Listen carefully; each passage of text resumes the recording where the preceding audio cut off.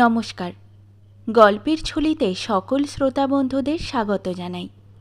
আজ আপনাদের জন্য গল্পের ঝুলিতে রয়েছে প্রভাত কুমার মুখোপাধ্যায়ের লেখা কলির মেয়ে। গল্পটি ভালো লাগলে একটা লাইক এবং কমেন্ট করে জানানোর অনুরোধ রইল। আর চ্যানেলে নতুন হয়ে থাকলে আরও গল্প শোনার জন্য চ্যানেলটি সাবস্ক্রাইব করতে কিন্তু ভুলবেন না।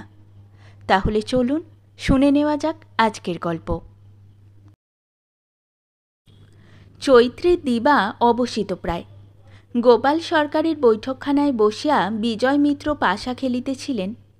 হঠাৎ তাহার কনিষ্ঠ পুত্রটি ছুটিয়া আসিয়া হাঁপাইতে হাঁপাইতে বলিল, বাবা, শিগগির বাড়ি এসো, টেলিগ্রাম এসেছে। টেলিগ্রামের নাম শুনিয়া বৈঠকখানা শুদ্ধ লোক চমকিয়া উঠিল। পল্লীগ্রামে টেলিগ্রাম সর্বদা আসে না, যাহা আসে তাহা প্রায় দুঃসংবাদ, বিপদের সংবাদ। বিজয় মিত্র খেলা ফেলিয়া ভিজা গামছায় কপালের ঘাম মুছিয়া চটি জুতা পায়ে দিয়া তড়িৎ পদে বাড়ি আসিলেন। দূর স্টেশন হইতে ঘরমাক্ত কলেবর টেলিগ্রাম পেয়াদা আসিয়াছে। সদর দরজার বারান্দায় বৃহৎ লাঠি লইয়া গম্ভীরভাবে বসিয়া আছে। অসংখ্য কৌতূহলী বালক বালিকা তাহাকে ঘিরিয়া দাঁড়াইয়া। বিজয় মিত্র রশিদের নাম সহি করিয়া দিয়া কম্পিত হস্তে টেলিগ্রাম খুলিলেন। পাঠমাত্র তাহার মুখে আনন্দের জ্যোতি দেখা দিল। অন্তঃপুরে প্রবেশ করিয়া দেখিলেন তাহার পত্নী উৎকণ্ঠিতভাবে প্রতীক্ষা করিতেছেন। বলিলেন, ভালো খবর। কি? বিনু বাড়ি আসছে। বিনু? কোথা থেকে? কবে আসবে? তা লেখেনি, মোকামা থেকে তার করেছে, কাল এসে পৌঁছবে বোধ করি। বিজয় হরি ও বিনোদ বিহারী দুই ভাই, সহোদর। বিনোদ যখন ছোট তখন ইহারা পিতৃমাতৃহীন হয়। বিজয় হরি স্ত্রী বিনোদকে মানুষ করিয়াছিলেন। বিনোদ বড় হইলে ভারী দুর্দান্ত হইয়া উঠিল। এই সূত্রে দাদার সঙ্গে প্রায়ই তাহার বচসা হইত। একদিন ক্রোধান্ধ হইয়া বিজয় হরি বিনোদকে জুতার দ্বারা প্রহার করিয়াছিলেন। সেই দিন বিনোদ পলায়ন করিল। একদিন 2 দিন করিয়া 1 সপ্তাহ গেল, বিনোদ ফিরিল না। তখন বিজয় হরি সংবাদপত্রে বিজ্ঞাপন দিতে আরম্ভ করিলেন। 10 টাকা পুরস্কার পর্যন্ত ঘোষণা করিলেন। তথাপি বিনোদের কোনো সন্ধান পাওয়া গেল না। দেখিতে দেখিতে মাস কাটিল, বৎসর কাটিল। এইরূপে 3টি বৎসর কাটিয়াছে। বিনোদ নিরুদ্দেশ হওয়ায় আত্মীয় বন্ধু সমাজে বিজয় হরি লজ্জায় মুখ দেখাইতে পারেন না। আজ সহসা সংবাদ আসিল সেই ভাই বাড়ি আসিতেছে। সেদিন সন্ধ্যাবেলা উঠানের তুলসী গাছ 5.25 আনা হরির লুট পাইয়া গেল। গ্রামময় এই সংবাদ রটিত হইল। বন্ধু বান্ধব উৎসুক চিত্তে বিনোদের আগমন প্রতীক্ষা করিতে লাগিল। পরদিন অপরাহ্নকালে বিনোদের গাড়ি গ্রামে প্রবেশ করিল। বিনোদ গাড়ি হইতে নামিল। হাতে একটি সবুজ বনাতের ঘেরাটোপযুক্ত ক্যাশ বাক্স। গাড়োয়ান এবং বাটির ভৃত্য মিলিয়া জিনিসপত্র নামাইল। বিনোদ বাটির মধ্যে প্রবেশ করিয়া দাদা ও বৌদিদিকে প্রণাম করিল। ছেলেপিলেকে কোলে করিয়া আদর করিয়া অনর্থ করিল। বৌদিদিকে ঘরের মধ্যে ডাকিয়া ক্যাশ বাক্সটি তাহার হাতে দিয়া চুপি চুপি বলিল, এটি খুব সাবধানে তোমার সিন্দুকে রেখে দাও বৌদিদি। বৌদিদি দেখিলেন বাক্সটি বিলক্ষণ ভারী। খুশি হইয়া সিন্দুকে বন্ধ করিতে করিতে বলিলেন, এতদিন কোথায় ছিলে ঠাকুরপো? ছিলাম মতিহারিতে। এতদিনে মনে পড়ল? চাকরি ফেলে কি করে আসি বৌদিদি? কত টাকা মাইনে হয়েছে? 120 টাকা। বিয়ে করেছ? বিয়ে? বিয়ে করে কি হবে? বৌদিদি হাসিয়া কি একটা ঠাট্টা করিতে যাইতেছিলেন, এমন সময় বিজয়বাবু আসিয়া বলিলেন, সারাদিন খাওয়া হয়নি, যাও ঝাঁ করে রান্না চড়িয়ে দাওগে, গল্প পরে করো এখন। জলযোগাদি করিতে সন্ধ্যা হইল। ক্রমে লোকজন আসিয়া বৈঠকখানা ছাইয়া ফেলিল। 2 ভ্রাতা গিয়া সমবেত বন্ধুমণ্ডলীর মধ্যে উপবেশন করিলেন। গুরু সম্পর্কীয়গণকে প্রণাম করিতে করিতে বিনোদের স্কন্ধে বেদনা ধরিয়া গেল। কেহ কেহ বলিল, এতদিন বাড়ি আসিবার নাম নেই, আমরা ভাবি কি হলো, ছোকরা গেল কোথায়? ছেলে বাহাদুর বটে, আজকালকার বাজারে 120 টাকা চাকরি বাগানো সাধারণ কথা। গ্রামের অন্যান্য হতভাগ্য যুবক যাহারা বিএ পাশ করিতে কলিকাতা কন্ট্রোলার জেনারেলের আপিসে 30 টাকার কেরানিগিরির জন্য উমেদারি করিতেছিল, এমএ পাশ করিয়া যাহারা 50 টাকা বেতনের মাস্টারি জোটাইতে পারিতেছিল না, তাহাদের অনেকেরই কথা উঠিল। বৃদ্ধ চক্রবর্তী মহাশয় বলিলেন, সকলই অদৃষ্টে করে রে ভাই, ও বিএ পাশ করিলেও হয় না, মহা বিএ পাশ করলেও হয় না। অনেকে বলিল, তা বটেই তো, তার আর ভুল কি? নব্যগোছের একজন বলিল, অদৃষ্ট তো বটেই, তার সঙ্গে উদ্যমও চাই। অন্য একজন মন্তব্য করিল, বিনোদ বুদ্ধিমান, আমরা বরাবরই বলে এসেছি। সরকার মহাশয় এমতের পোষকতা করিয়া বলিলেন, ছেলেবেলায় একটু দুর্দান্ত ছিল, তা অমন অনেকে থাকে, একটু বয়স হলেই সেরে যায়। তা হোক, চাকরিটি এখন ভালোই ভালোই বজায় থাকুক, ক্রমে বেতন বৃদ্ধি হোক, পদবৃদ্ধি হোক, এই আমাদের আশীর্বাদ। বিজয় ভ্রাতার বাণে সন্দেহ দৃষ্টিপাত করিয়া বলিলেন, সেই আশীর্বাদ করুন সরকার মশাই। পরদিন প্রভাতে দাদার বালক বালিকাগণকে লইয়া বারান্দায় বসিয়া বিনোদ বলিল, তোদের জন্যে কি নিয়ে এসেছি তা এখনো দেখিসনি বুঝি? কি কাকা, কি এনেছ কাকা? ইত্যাকার প্রশ্নে বিনোদকে তাহারা ছাঁকিয়া ধরিল। বিনোদ উঠিয়া তোরঙ্গ খুলিয়া একটা রবারের বানর, কাহাকেও একটা লাল বল, কাহাকেও একটা মেম পুতুল বিতরণ করিল। তাহা লইয়া বালক বালিকাগণ মহা লম্ফঝম্প আরম্ভ করিয়া দিল। হাস্যমুখী বৌদিদির পানে চাহিয়া বিনোদ বলিল, তোমার জন্যে কি এনেছি জিজ্ঞাসা করলে না বৌদিদি? বৌদিদি হাসিয়া বলিলেন, কি এনেছ ভাই? কি বলো দেখি? কি জানি। কি পেলে খুশি হও? কি পেলে খুশি হই? দাঁড়াও দেখি। বাঁদর নয়, সে তো ঘরেই রয়েছে। বিনোদ কৃত্রিম কোপ সহকারে বলিল, আমার দাদাকে বাঁদর বলছো বৌদিদি? বৌদিদি বলিলেন, এই দেখো, কারো নাম করেছি, নিজেরা ধরা দিলে আমি আর কি করব। বিনোদ বলিল, মেম পুতুলও বোধ হয় চাও না, সে তো নিজেই রয়েছ। না, মোমের মেম পুতুল চাইনে বটে, একটি সত্যিকার জ্যান্ত মেম পুতুল যদি বিয়ে করে এনে দিতে ভাই, তাহলে খুব খুশি হতাম। যা এনেছি তা দেখলে আরও খুশি হবে, এই জন্যেই তো এতদিন বাড়ি আসিনি, টাকা জমাচ্ছিলাম। আমার ক্যাশ বাক্সটা বের করো দেখি বৌদিদি। বৌদিদি সিন্দুক খুলিয়া সবুজ বনাত ঢাকা ক্যাশ বাক্সটি বাহির করিলেন। বিনোদ চাবি খুঁজিতে লাগিল, এ পকেট সে পকেট, এ জামা সে জামা, কোথাও চাবি পাওয়া গেল না। শেষে তোরঙ্গ দুইটা খুলিয়া উলটপালট করিল, কোথাও চাবি নাই। মুখখানি বিষণ্ণ করিয়া বলিলেন, চাবি হারিয়েছ তার আর ভাব না কি ঠাকুরপো, মাল তো আর হারাওনি, বাক্স তো ঘরেই আছে, চাবি হবে এখন, না হয় বাক্স ভাঙতে হবে, এর বেশি আর কি হবে। বিনোদ একটু বিষাদের হাসি হাসিয়া বলিল, আমার যে হাত খরচে টাকা অবধি বাইরে নেই বৌদিদি। বৌদিদি বলিলেন, তা তোমার যখন যা দরকার হবে আমার কাছে নিও এখন।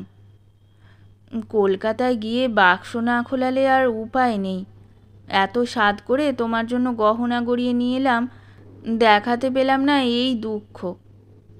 বৌদিদি বলিলেন, না দুঃখ করো না, দুদিন পরেই না হয় দেখব। কি এনেছো বলোই না, কানে শুনি। 10 ভরি দিয়ে তোমার জন্য পুষ্পহার গড়িয়ে এনেছি। বৌদিদি খুব আহ্লাদ প্রকাশ করিলেন। বিনোদ ক্রমে সুস্থ হইল, তখন বলিল, বৌদিদি চা তৈরি করতে পারো? সকালে চা খাওয়াটা ভারী অভ্যাস হয়ে গেছে। শুনিয়া বৌদিদির মন সম্ভ্রমে পূর্ণ হইয়া উঠিল। ঠাকুরপোর এত দূর শৌখিন চালচলন হইয়াছে।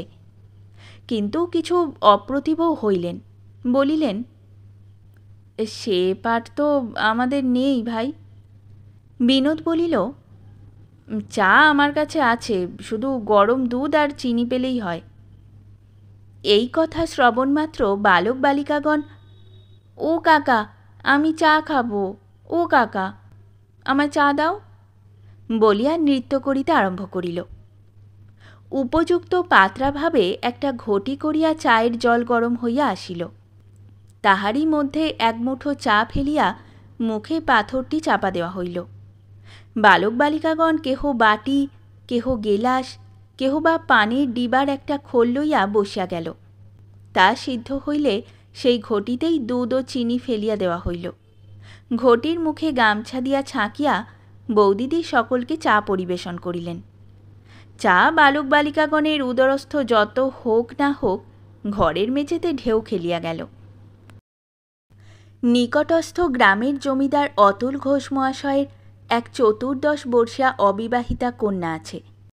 সাজাতীয় সদ্বংশজাত কৃতি অবিবাহিত একটি নব্য যুবক বিনোদবিহারী গ্রামে উপস্থিত। অতঃপর ঘটনাস্রোত কোন দিকে প্রবাহিত হওয়ার সম্ভাবনা? সেই দিন অপরাহ্নেই ঘোষজা মহাশয় বিজয় মিত্রের নিকট লোক পাঠাইয়া প্রস্তাব করিলেন। মিত্র বলিয়া পাঠাইলেন, তা যদি হয় তার বাড়া আর সুখ কি, বাড়িতেই জিজ্ঞাসা করি বিনোদ কি বলে দেখি। বাড়িতে বলিলেন, মেয়েটি চোখে দেখা, কিছু নিন্দের নয়, দেওয়া থোয়া সম্বন্ধে যদি কৃপণতা না করে, আমাদের মান রাখে, তাহলে আর বাধা কি, এই বৈশাখ মাসেই হয়ে যাক। মেয়ে পূর্বে 1000 বার দেখা থাকিলেও বিবাহের সম্বন্ধ হইলে একবার ঘটা করিয়া মেয়ে দেখিতে যাইতে হয়। সুতরাং শুভক্ষণে বন্ধু বান্ধব লইয়া বিজয় মিত্র মেয়ে দেখিতে গেলেন। ঘোষজা মহাশয় অনেক বিনয় প্রকাশ করিয়া সকলকে অভ্যর্থনা করিলেন, কিন্তু টাকার বেলায় 1000-এর বেশি আর উঠিতে চাহিলেন না। বরপক্ষেরা এ প্রকার অযৌক্তিকতায় হাস্য সম্বরণ করিতে পারিল না। বলিল, এন্ট্রান্স পাশ করা ছেলে এলে পড়ছে, তারই তো 1000 টাকা বাঁধা, তার কি ক্ষমতা বলুন? যদি চাকরির চেষ্টা করে তো 15 টাকা মাইনে জুটলে খুব সৌভাগ্য। কন্যাপক্ষীয়গণ বলিল, আহা, সে যে আলাদা কথা, সে যে পড়ছে, জলের মাছ কত বড় হবে তার তো ঠিকানা নেই, চাই কি একদিন সে হাইকোর্টের জজও হতে পারে, আর যে কর্মে ঢুকেছে তার উন্নতি অনেকটা সীমাবদ্ধ হয়ে পড়েছে কি না, এটা তো স্বীকার করেন। ইত্যাদি প্রকার বাদ প্রতিবাদে ঘোষজা মহাশয় 2000-এ উঠিলেন। ইহারা বলিলেন, 1000 নগদ, 1000 গহনা, দান সামগ্রী ও অন্যান্য বাবদ 1000, এই 3000 নইলে আমরা পেরে উঠব না।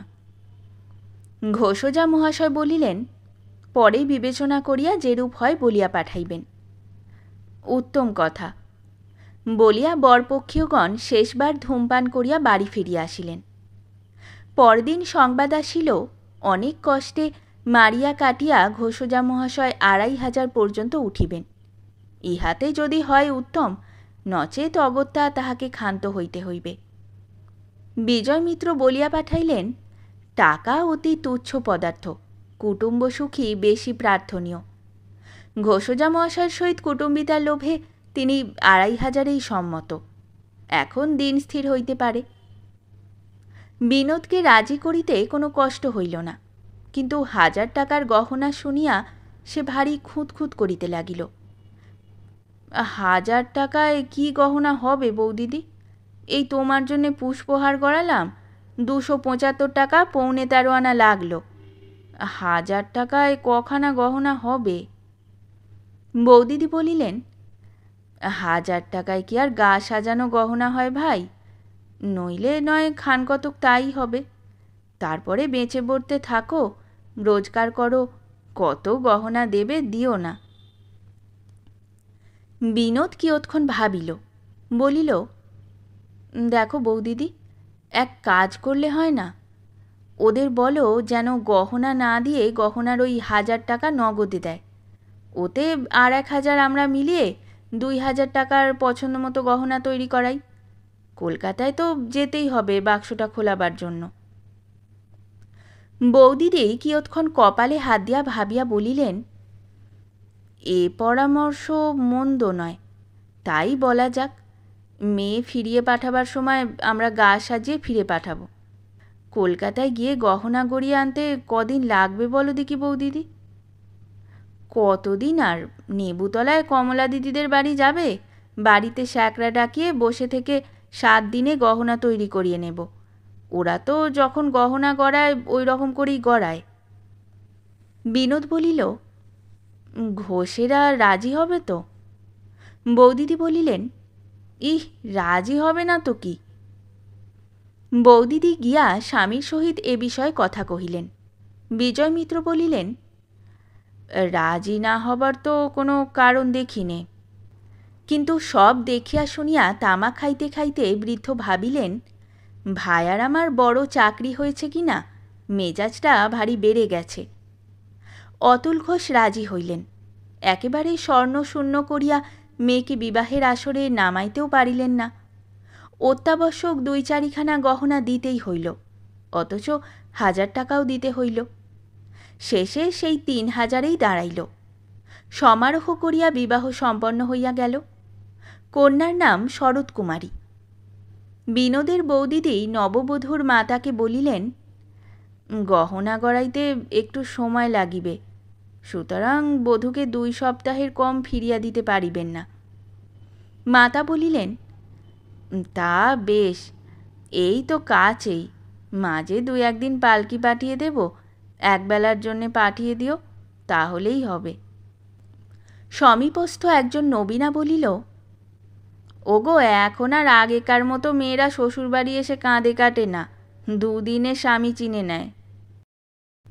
বিবাহের পর সপ্তাহ অতীত হইল, তথাপি বিনোদ কলিকাতা যাইবার নাম করে না। ঠাট্টার সম্পর্কীয় লোকেরা চোখ টিপাটিপি করিতে লাগিল। বলিল, গাছে না উঠতেই এক কাঁদি। বৌদিদি আসিয়া বলিলেন, ঠাকুরপো, আর গহনা গড়াতে না দেওয়া যে ভালো দেখাচ্ছে না ভাই। বউয়ের পিসির সঙ্গে কাল ওপাড়ায় দেখা হলো, জিজ্ঞাসা করলে শরতের গহনা গড়িয়ে এসেছে। বিনোদ বলিল, আমায় তাড়াতে যাও বৌদিদি, খুব সুহৃদ। বৌদিদি বলিলেন, বুঝি ভাই, সব বুঝি। এক কাজ করো, যাতে দুকুল বজায় থাকে। ভোরের বেলা উঠে কলকাতায় যাও, সারাদিন সেখানে থেকে সোনা কিনে স্যাকরা ডাকিয়ে মাপ দিয়ে কমলা দিদির ওপর ভার দিয়ে এসো। সন্ধ্যের গাড়িতে চলে এসো, রাত 12টার সময় পৌঁছবে। এখন আমি তোমার শোবার ঘরে খাবার ঢাকা দিয়ে রেখে দেব। তোমার কি বুদ্ধি বৌদিদি। বৌদিদি হাসিয়া বলিলেন, এখনই আমরা বুড়োসুড়ো হয়েছি বটে, কিন্তু আমাদেরও একদিন ছিল তো ভাই, এখনও বেশ মনে পড়ে। বৌদিদি আরও যেন কি বলিতে যাইতেছিলেন, সামলাইয়া লইলেন। বিনোদ বলিল, বলো বলো, কি বলছিলে বৌদিদি? না, এমন কিছু নয়, বলিয়া একটু সলজ্জ হাসি হাসিলেন। বিনোদ পীড়াপিড়ি করিতে লাগিল, না শুনিয়া কিছুতেই ছাড়িবে না, না বলিলে আরই করিবে। বৌদিদি তখন বলিলেন, ওই যে বললাম শোবার ঘরে খাবার ঢাকা দিয়ে রাখার কথা, ওই থেকে একটা পুরনো কথা মনে পড়ল। কারুকে না বলো তো বলি। কারুকে বলবো না, বলো। আমাদের তখন নতুন নতুন বিয়ে হয়েছিল। তোমার দাদা হুগলি গিয়েছিলেন, সেখানে কি একটা দরকার ছিল। অনেক রাতে ফেরবার কথা। শোবার ঘরে তার খাবার ঢেকে রাখা হয়েছিল। আমি ঘুমিয়ে পড়েছিলাম। তোমার দাদা এসে আমাকে উঠিয়ে আমাকে শুদ্ধ সেই পাতে একসঙ্গে খেতে বাধ্য করলেন। বিনোদ শুনিয়া ভারী আমোদ অনুভব করিল। বলিল, আমার দাদার এত বিদ্যে! আমি ভাবি উনি চিরকালই বুঝি চশমা চোখে দিয়ে ভাগবত পড়েন। স্থির হইল আগামীকাল ভোর রাত্রে বিনোদ কলিকাতা যাত্রা করিবে। দেখিতে দেখিতে সন্ধ্যা হইল, আহারাদি হইল। শয়নের সময় উপস্থিত হইল। খোলা জানালার কাছে পালঙ্ক টানিয়া নববধূর সহিত বিনোদ শয়ন করিল। বাহিরে বাগান, দিব্য জ্যোৎস্না উঠিয়াছে, মিষ্ট বাতাস বহিতেছে। বিনোদ অন্যদিনের অপেক্ষা আজ নীরব। শরৎকুমারী বলিল, কি ভাবছ? বিনোদ বলিল, অনেক দুঃখের কথা। কি দুঃখ শুনিবার জন্য এই 14 বর্ষীয়া বালিকা ব্যাকুল হইয়া উঠিল। বিনোদ বলিল, আমি যদি বলি তাহলে তুমি আর আমাকে ভক্তি করবে না। স্বামীকে নাকি আবার কেউ কখনো ভক্তি না করে? বিনোদ বধূর মুখের পানে চাহিয়া রহিল। 2-4 গুচ্ছ স্খলিত কুন্তল তাহার ললাটে লুটাইতেছিল, তাহার চক্ষু দিয়া সরলতা উছলিয়া পড়িতেছিল। বিনোদ বলিল, আমি মহা পাষণ্ড, আমি তোমাদের সবাইকে ঠকিয়েছি। বালিকা নীরবে বিনোদের পানে চাহিয়া রহিল। বিনোদ বলিতে লাগিল, আমি মতিহারিতে চাকরিও করি নে, আমার 120 টাকা মাইনেও নয়। শরৎ বিস্মিত হইয়া বলিল, তবে কোথায় চাকরি করো? কোথাও করি নে, এলাহাবাদে রেল অফিসে চাকরি করতাম, সে চাকরি গেছে। আর কোনো উপায় না দেখে বিয়ে করে কিছু টাকা সংগ্রহ করব বলে এই ফন্দি করে এসেছি। জানতাম বড় চাকরি শুনলে বিয়ে হতে একদণ্ডও দেরি হবে না, তারপর টাকা কড়ি সব নিয়ে পালিয়ে যেতাম। কিছু পূর্বে অগাধ সরলতায় ও প্রগাঢ় বিশ্বাসে বালিকা বলিয়াছিল, স্বামীকে নাকি আবার কেউ কখনো ভক্তি না করে। কিন্তু সন্ধ্যাগমে দিবালোক যেমন দেখিতে দেখিতে কোথায় দ্রুতপদে মিলাইয়া অদৃশ্য হইয়া যায়, স্বামীর প্রকৃত পরিচয়ে তার স্বামী ভক্তিও কোথায় অন্তর্হিত হইতে লাগিল, বালিকা ঠিকানা পাইল না। একটা দারুণ আঘাতের বেদনায় নীরব হইয়া রহিল। বিনোদ বধূর স্কন্ধে হাত দিয়ে আবার বলিল, বিয়ের আগে যখন বলেছিলাম কলকাতায় গিয়ে গহনা গড়াতে দেব, তখন এই মতলবেই বলেছিলাম। গহনা গড়াতে যাবার নাম করে এতদিন কোন কালে পালিয়ে যেতাম। তুমি সব মাটি করে দিয়েছ। শরৎ চট করিয়া স্বামীর হস্তস্পর্শ হইতে স্কন্ধ সরাইয়া লইয়া বিছানায় উঠিয়া বসিল। বলিল, আমি কি করেছি? তুমি সোনার শিকল হয়ে আমায় বেঁধে ফেলেছ, তোমায় ফেলে যেতে পারিনে, অথচ থাকতেও পারিনে। থাকলে আজ বাদে কাল সব প্রকাশ হয়ে যাবে, লজ্জায় আর মুখ দেখাতে পারবো না। ক্রোধে, ঘৃণায়, লজ্জায় বালিকার ক্ষুদ্র বুক ভরিয়া গিয়াছিল। তবু জিজ্ঞাসা করিল, পালিয়ে কোথায় যেতে? কয়লার খনিতে যেতাম, এখনও তাই যাব। সেখানে কন্ট্রাক্টের কাজ করব। খুব খাটুনি, কিন্তু খুব লাভ। শরৎ সহসা বলিল, আমি সঙ্গে যাব। বিনোদও শয্যায় উঠিয়া বসিল। আহ্লাদে বলিল, তুমি যাবে শরৎ? পারবে? পারব। তুমি কি ভেবেছ তুমি চলে গেলে আমি এখানে বসে লোকের বাক্য যন্ত্রণা সইব? দেশ শুদ্ধ ঢিঢি পড়ে যাবে। যার মুখে যা আসবে সে তাই বলবে, আর আমি বসে বসে শুনব। বিনোদের আনন্দ ম্লান হইল। শরতের পলায়ন তবে আত্মসমর্পণ নহে, আত্মরক্ষা মাত্র। একটু পরে বলিল, তবে দুজনে পালাই, এসো। কখন? পরশু ভোরে আমার কলকাতা যাবার কথা। শোবার আগে হাত বাক্সে টাকা গুছিয়ে এই ঘরে এনে রেখে দেব। রাত 1টা কি 2টোর সময় উঠে আমরা পালাবো। কয়লার খনির কাছে একটা ছোট বাড়ি নিয়ে থাকবো দুজনে, সম্পূর্ণ অজ্ঞাতবাস। জীবন নতুন করে আরম্ভ করব। বালিকার নববধূর মনে রাগের ও দুঃখের সঙ্গে সঙ্গে আর একটা কি ভাব দ্বন্দ্ব করিতেছিল। মনের দুয়ারে একটা কথা বারবার ধাক্কা দিতেছিল, তুমি সব মাটি করে দিয়েছ। ভাবিতে মিষ্ট লাগিতেছিল। তাহারই জন্য তাহার স্বামী পলায়ন করিতে পারে নাই, তাহাকে ফেলিয়া যাইতে পারে নাই। কাঁটা বনের মধ্যে যেন এই একটি মিষ্ট ফল। সেই সুখটুকু মনের মধ্যে ওলট পালট করিতে করিতে সে রাত্রি সে ঘুমাইয়া পড়িল। পরদিন কাটিল।